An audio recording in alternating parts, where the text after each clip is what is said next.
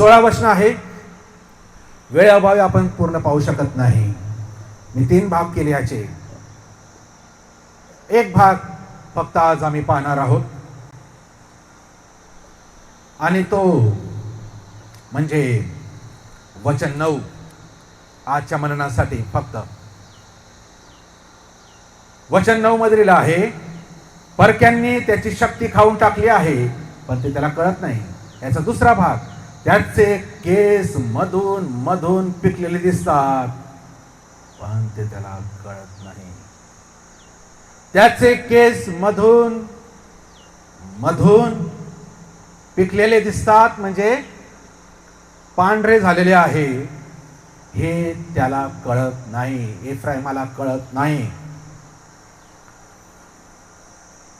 आध्यात्मिक पतन याविषयी होशे संदेष्टा बरेच काय आपल्याला सांगत आहे. आध्यात्मिक पतन ही एक भयंकर स्थिती आहे.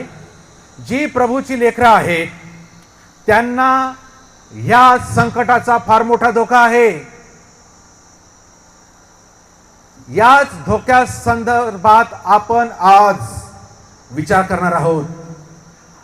आपल्या ख्रिस्ती जीवनात आपण फार पुढे गेलेले असलो तरी प्रभूच्या कृपेमध्ये आम्ही वाढत आहोत किंवा नाही. आणि पहिले करिंथ याचा 10वा अध्याय, पहिले करिंथ याचा 10वा अध्याय आणि त्याच्या 12व्या वचनात दिलं आहे, म्हणून आपण उभे आहो असे ज्याला वाटते त्याने पडू नये म्हणून सांभाळावे. एक गंभीर इशारा देवाच्या वचनात देवाच्या लेकरांसाठी आहे. आपण उभे आहोत असे ज्याला वाटते, आपलं जीवन व्यवस्थित आहे, देवाच्या भयामध्ये आहे, आपण सर्व काही नीट करत आहोत असं ज्याला वाटतं त्याने पडू नये म्हणून सांभाळावे. होशे 7 आणि 9 मध्ये ज्यांचे केस मधून मधून पिकलेले दिसतात त्यांना कळत नाही असं चित्र तिथे रेखाटलेलं आहे. आणि हे एक आध्यात्मिक पतनाचं, खाली पडण्याचं, घसरण्याचं किंवा मागे फिरण्याचं, वळण्याचं एक प्रतीक तिथे आहे. सर्वसाधारणपणे जर पाहिलं की केस पिकू लागले म्हणजे वय वृद्धप काळापरेकडे आपण वाटचाल करत असताना असं वाटतं या व्यक्तीला भरपूर अनुभव आहेत. आम्हाला खूप उन्हाळे पावसाळे पाहिले आम्ही आणि पुष्कळ आपल्याला ज्ञान बी शिकवतात. तुला काय समजतं? तुझ्यापेक्षा आम्ही 4 उन्हाळे पावसाळे जास्त पाहिलेले. मग काय करतो? जास्त पाहिले तर पाहून तू काय केलं? पण असं वाटतं की वृद्ध लोक आहेत त्यांना जास्त समजतं. एक सर्वसाधारण एक भावना आहे. परंतु पवित्र शास्त्र आम्हाला सांगतं एखाद्याचे जर केस पिकू लागले आपल्या शारीरिक रीतीने तर ती व्यक्ती आता काय होत आहे? वृद्ध होत आहे. एक चिन्ह आहे. वृद्धपकाळ जसा येतो सगळ्यांना येणार, कोणाला चुकणार नाही. वृद्धपकाळ जसा येतो तस आपली शक्ती, आपलं बल कमी कमी होत जातं. आपले अवयव, आपली त्वचा कमकुवत होत जाते. प्रसंगी शारीरिक वाघ पण येतो. आजार लागतात कारण प्रतिकारक शक्ती तेवढी नसते. आणि सर्व वृद्धपकाळाची काय आहेत? लक्षणं आहेत. ज्याप्रमाणे केस पण पांढरे होऊ लागतात. होशे संदेष्टा ह्या गोष्टी सांगत असताना तो जरी शारीरिक उदाहरण देत आहे, जगिक उदाहरण देत आहे, पण त्याच्या मागे असलेला आध्यात्मिक अर्थ त्या उदाहरणाच्या मार्फत तो समजवण्याचा, स्पष्ट करण्याचा, सोप्या भाषेत सांगण्याचा प्रयत्न करत आहे. ज्याप्रमाणे वृद्धपकाळ आहे शारीरिक रीतीने, आध्यात्मिक रीतीने देखील हे पतन होणं म्हणजे मधून मधून केस पिकणं म्हणजे सुरुवात होणं वृद्धपकाळाची आणि ही पतनाची, मनुष्याचे पतन. आता त्याला पापाला प्रतिकार करता येत नाही. आध्यात्मिक शक्ती, देवाचा आत्मा आता कार्य करत नाही म्हणजे आध्यात्मिक म्हातारपण आहे, आध्यात्मिक वृद्धपणा सुरू झालेला आहे. आम्हाला प्रतिकार करता येत नाही एखाद्या पापाविरुद्ध. एखादं पाप येतं, आम्ही सहज फसतो म्हणजे आम्ही काय आहे, आमचं आध्यात्मिक पतन होत आहे. आमच्या आध्यात्मिक रीतीने आमचे केस मधून मधून विकत आहे. आमच्यामध्ये आता प्रतिकार करण्याची शक्ती संपत आहे. आम्ही आता सत्यासाठी सरळ उभं राहू शकत नाही. आम्ही वाकून जातो, आम्ही झुकून जातो, आम्ही तडजोड करतो म्हणजे आध्यात्मिक वृद्धपकाळ सुरू झालेला आहे. कठीण आहे. परमेश्वराच्या वचनाचा अभ्यास करताना दोन गोष्टीची विशेष काळजी घेतली पाहिजे. एक, वाचलेल्या शास्त्र भागाचा संदर्भ व त्यातील खास संदेश हे आपण शोधून काढलं पाहिजे.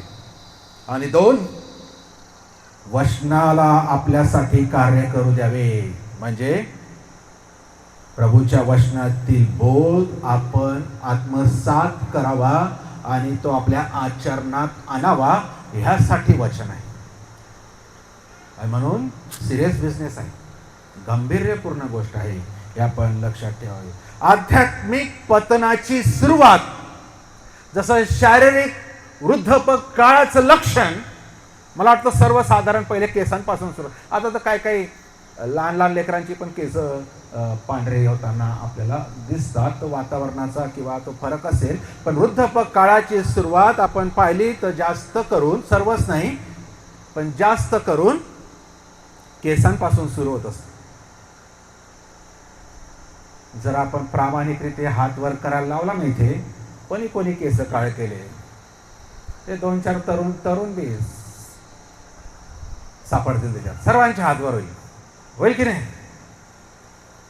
1 वर्ष काळ नका, 1 महिना काळ नका लावून मग या. धन्य आहे ज्यांनी काळे केले नाही. आहेत तसे लोक, पण चांगली गोष्ट आहे. आपण चांगलं दिसावं, चांगलं राहावं, टिपटाप राहावं, व्यवस्थित गोष्ट आहे.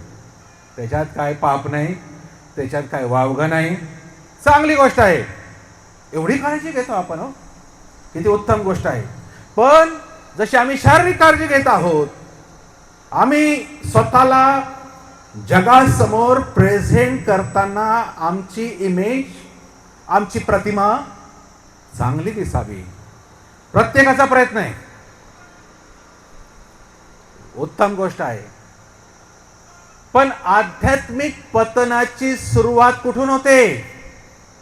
जसं होशे म्हणतो, त्याची केस मधून मधून पांढरे दिसतात.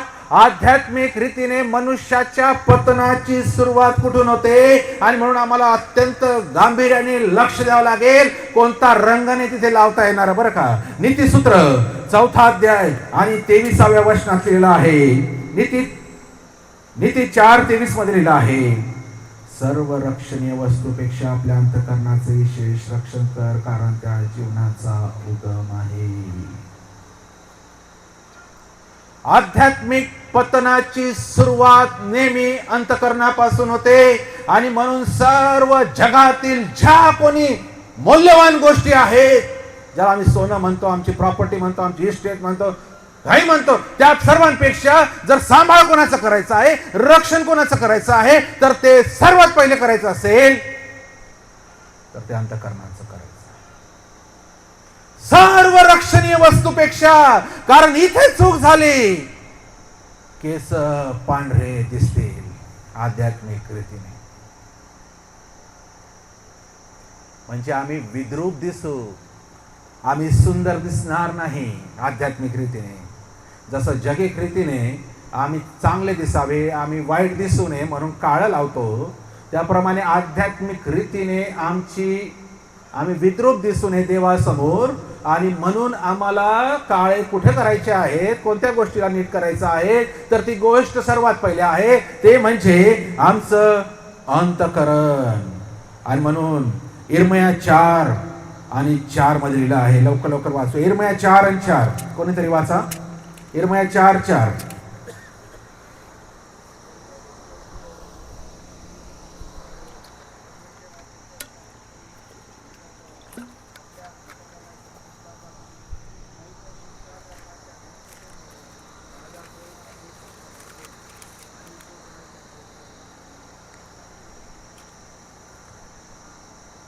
यहूदाचे लोक हो, यरूशलेमकर हो, परमेश्वराकरिता आपली सुनता करा, आपल्या अंतःकरणाची सुनता करा, नाहीतर तुमच्या कर्माच्या दुष्टतेमुळे माझा क्रोध अग्नीसारखा भडकेल आणि तो कोणाच्याने विझणार नाही असा पेटेल.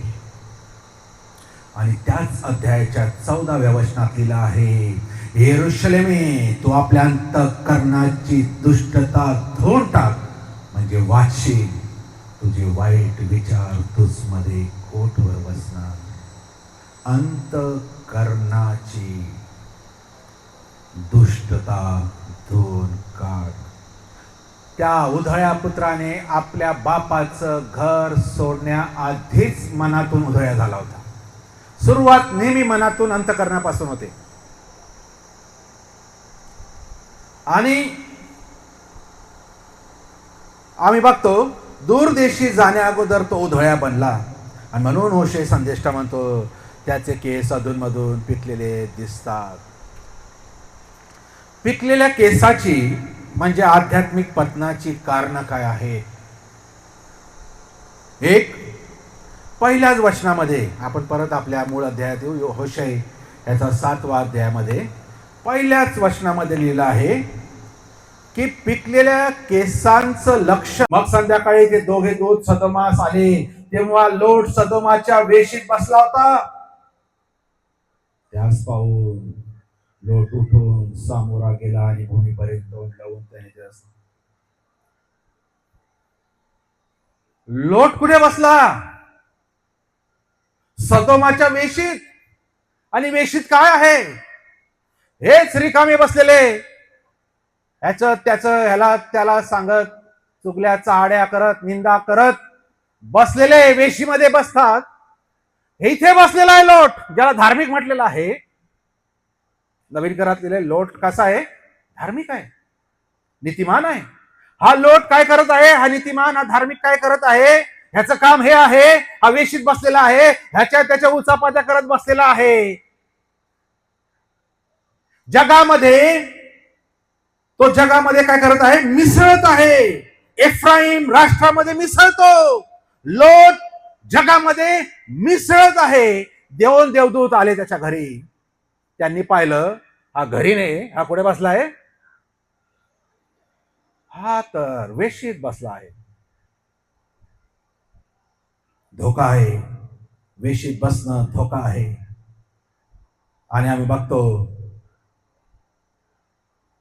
लूक 25 आणि 54 मध्ये देखील आम्ही बघतो. लूक 25 आणि 54 मध्ये,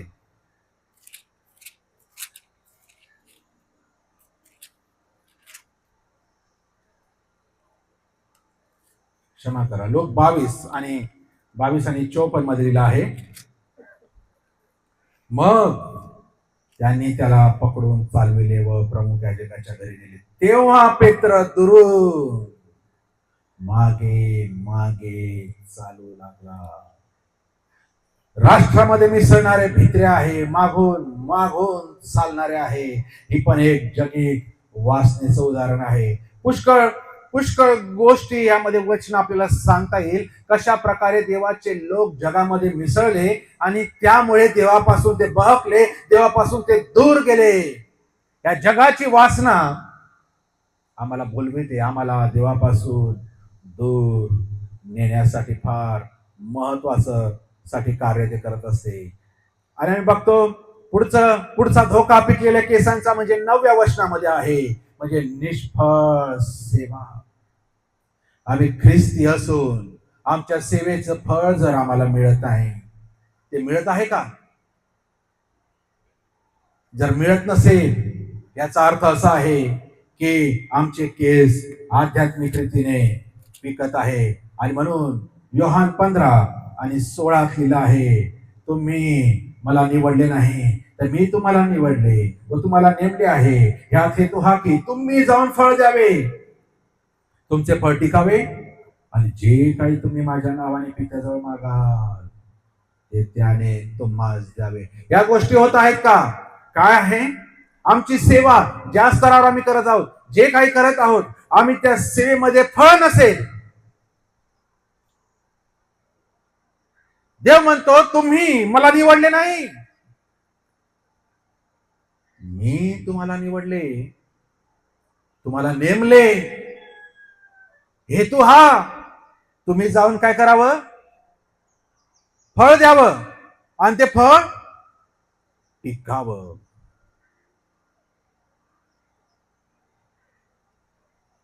परत तो विषय येतो, मागा म्हणजे मिळेल, आणि मिळत नाही. आम्ही खूप मागतो, अजून मिळतच नाही. कारण फॉर्म्युला इथे, तुम्ही जा, फळ द्या, तुमचं फळ टिकवा, मग जे काही तुम्ही माझ्या नावाने पित्याकडे मागाल ते त्याने तुम्हाला देईल. आम्ही फळ देत नाही, दिले तर ते टिकवत नाही, टिकू शकत नाही, आणि वरून आम्ही पित्याकडे जाऊन मागतो. कसं बरं आम्हाला त्या गोष्टी पित्या आम्हाला देणार आहे?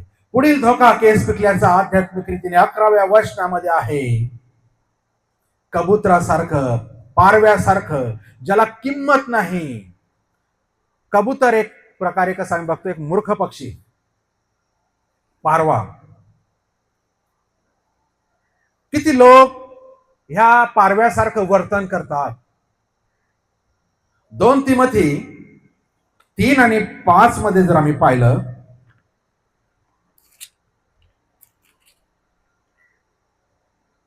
सुभक्तीचे केवळ बाहेर रूप दाखवून तिचे सामर्थ्य नाकारणारी अशी ती होती, त्यापासून दूर राहा. व्यर्थ दिखाऊपणा, सुभक्ती आम्ही दाखवतो, फक्त दाखवतो, पण तिचं स्वरूप आम्ही नाकारतो. हा दिखाऊपणा आहे. आणि किती ख्रिस्ती लोक या आध्यात्मिक पिकलेल्या केसांमुळे ग्रस्त आहेत. दिखाऊपणा, जो मी नाही तो मी दाखवतो, जो मी आहे तो मी दाखवत नाही, मी तो लपवतो. आणि म्हणून स्तोत्र 51:6 मध्ये दावीद म्हणतो, अंतर्यामाची सत्यता तुला म्हणजे परमेश्वराला आवडते. मला ज्ञानाची ओळख करून दे.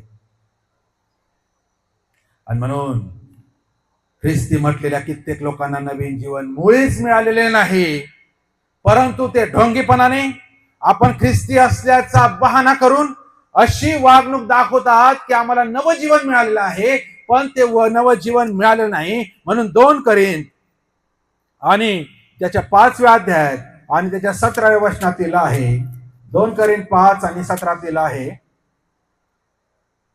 म्हणून जर कोणी ख्रिस्ताच्या ठाई असेल तर तो नवी उत्पत्ती आहे, जुने ते होऊन गेले, पहा ते नवे झाले आहे. पुढचं कारण केस पांढरे असण्याचं 13व्या वचनामध्ये म्हणजे बंडखोरीपणा.